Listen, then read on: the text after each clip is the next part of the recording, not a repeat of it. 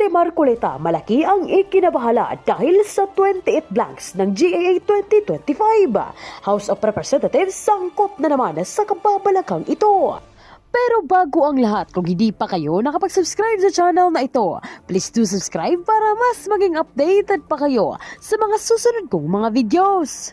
Sa di inaasahang pangyayari, nahalungkat ni Senator Dante Marcoleta ang 28 blanks ng GAA 2025. Dahil sa mga blanks na ito, tila hindi natinag ang kanyang loob at nagnanais umano siya na magtanong sa House of Representatives para linawin ito. Ngunit sa nakakagulat na pangyayari, tila hayagang pinigilan umano siya ng mga kongresista na kalikutin at magtanong rito na siyang ugat ng kanyang malaking pagkabahala. I was about to ask some questions on the parameters set out by our national economic cluster. Hindi po ako nakapagtanong, Mr. President. A battalion of my colleagues prevented me from asking questions. Ako po ay member pa ng House of Representatives. Natanggap ko po yung BICAM report. Kung hindi po ako nagkakamali, mga December 6 po yun, 2025, but about 6:35 in the evening. So napakakapal po yun, siguro about 400 pages, if I'm not mistaken. I tried my best na sundan po talaga, pero given the limited time, kasi masyado ng sigido po yun eh. Ang napagtunan ko na lamang po ng pansin, yung pinakahuli, Mr. President, I'm referring to the special provision in the BICAM report. Napansin ko po talaga, there were about 12 or 13 pages containing about 28 blanks.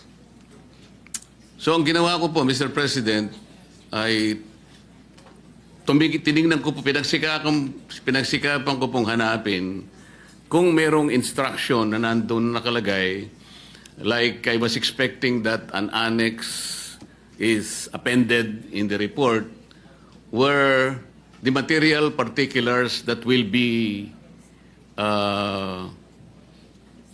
accomplish to fill up the blanks, the instruction to fill each and every blank in every page, sana nandoon yung, for example, on page 22 halimbawa, this is supposed to be the figure that will be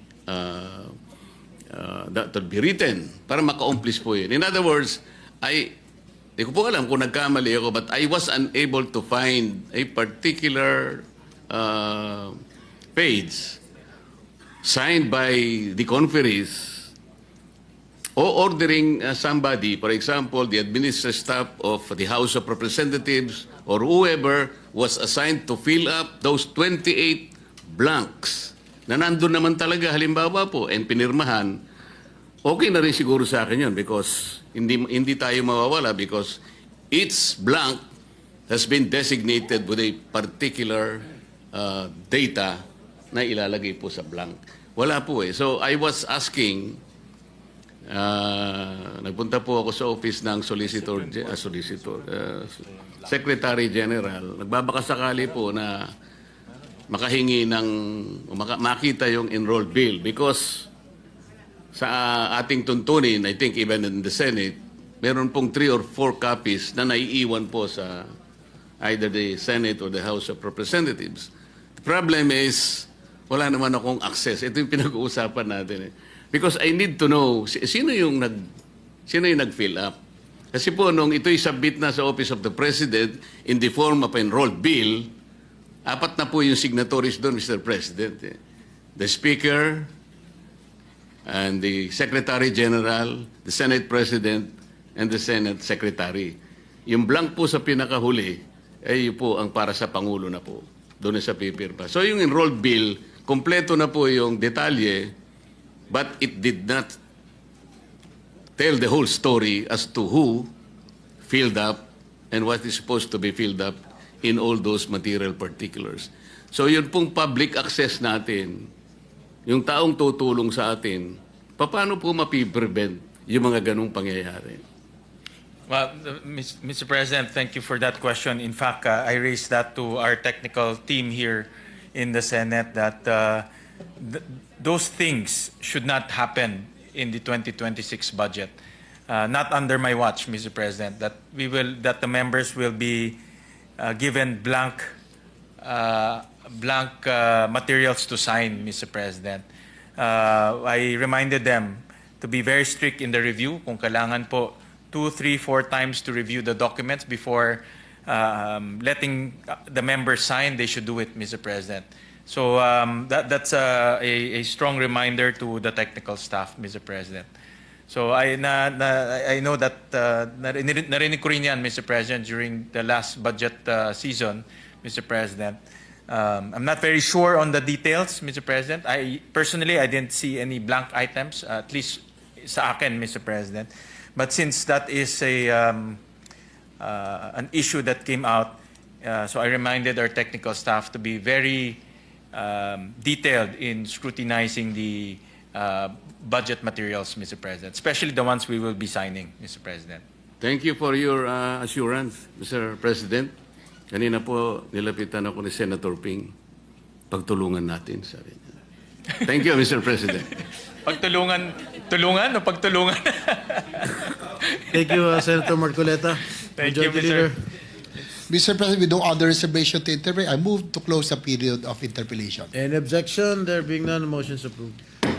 I move to open the period of amendments and recognize the sponsor, Senator Gatchalian, and to introduce amendments. And likewise, senators, of course, our minority floor leader and Senator Lacson to follow. Any objection? There being none, motion is approved. Senator Gatchalian. Yes, Mr. President, a few of our colleagues submitted their amendments, Mr. President, so I will just read them. And then those our colleagues of ours who wants to propose their amendments can also propose after, Mr. President.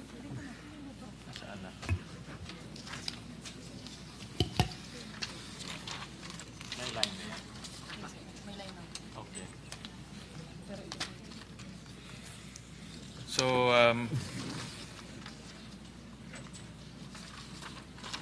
I'll go ahead, Mr. President, so that it will be an orderly process.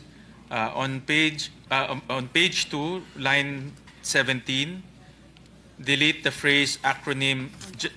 Page 1, wala. Page 1, you don't have any amendments. Wala, Mr. President. So on page 2, line 17, delete the phrase and acronym General Appropriations Act and replace it with General Appropriations Bill, open close parenthesis GAB. So move, Mr. President. Is there any objection? There being none, amendments approved. Still on page 17. Page 17. Wala na yun. Sorry. Still on line 17. Yan. Still on line 17, delete the phrase Yeah. and acronym General Appropriations Bill and replace it with GAB. So move, Mr. President. Replace it with? GAB. GAB. GAB. All right. Any objection? So There being none, amendments approved. on line 20, delete the acronym GAA and replace it with GAB. So move, Mr. President. Any objection? There being none, amendments approved. Still on line 20, after the word deliberations, insert the phrase number 7, amendments to the GAB approved on third reading by the Senate, semicolon, and renumber the succeeding phrase accordingly. So move, Mr. President. Any objection? There being none, amendments approved. On line 22, after the word votes, delete the phrase of the Senate and House version and replace it with on the GAB. So move, Mr. President. Any objection? There being none, amendments approved. On line 30, delete the acronym JA and replace it with General Appropriations Act. So move, Mr. President. Line 31? 30. Line 30. 30? On line 30. 31 maybe? 31 ba? Sorry, Mr. President. 31?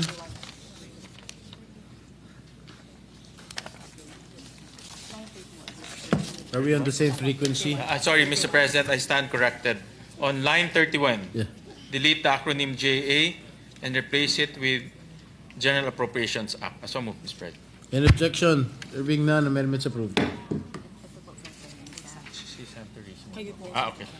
These are the amendments from Senator Risa, Mr. President. All right. On page 3, on line 28, insert a new whereas clause, which shall read as follows.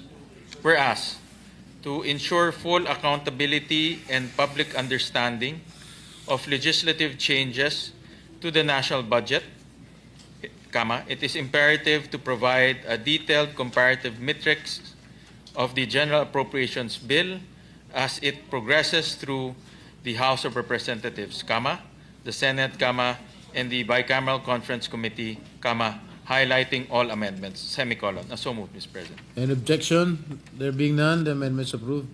On line 6, delete subparagraph A. Same page. On page 4, line 6, delete subparagraph A and reletter the subparagraph accordingly. Any objection? There being none, amendments approved. On line 10, subparagraph C, after the word votes, delete the phrase of the Senate and House version and replace it with on the gap. So move, Mr. President. Any objection? There being none, amendments approved. On line 7, delete the word passed and replace it with approve. So move, Mr. President. Any objection? There being none, amendments approved. On line 10, after the word votes, delete the phrase of the Senate and House We just mentioned it earlier. We have already approved it. Mulit na. Okay. Sorry, Mr. President. Ito.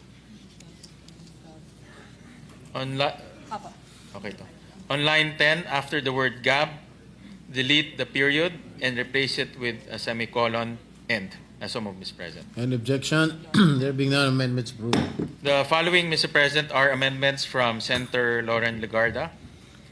On line 11, insert a new paragraph D, a new subparagraph D, which shall read as follows, and reletter accordingly. D, transcripts of the bicameral conference meetings. Transcripts of the bicameral conference committee meetings. So moved, Mr. President. Any objection? There being none, amendments approved. On line 17, delete the acronym JA and replace it with GAB. So moved, Mr. President. GAB. GAB. Any objection? There being none, amendments approved. On line 24, delete the acronym JA and replace it with GAB, GAB. Any objection? There being none, amendments approved. On line 26, delete subparagraph D and replace it with D. Amendments to the GAB approved on third reading by the Senate. So moved, Mr. President. Any objection? There being none, amendments approved. The following are amendments from Senator Risa Ontiveros, Mr. President. On